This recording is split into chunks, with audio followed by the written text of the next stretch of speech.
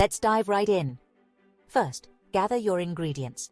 1 loaf of white bread, 500 g of boneless chicken thighs, 2 onions, 3 tomatoes, 1 cup of chicken broth, 2 tablespoons of curry powder, 1 teaspoon of garlic paste, and a splash of oil.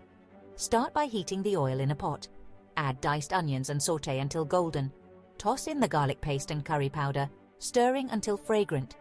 Next, add chicken, cooking until it's browned all over.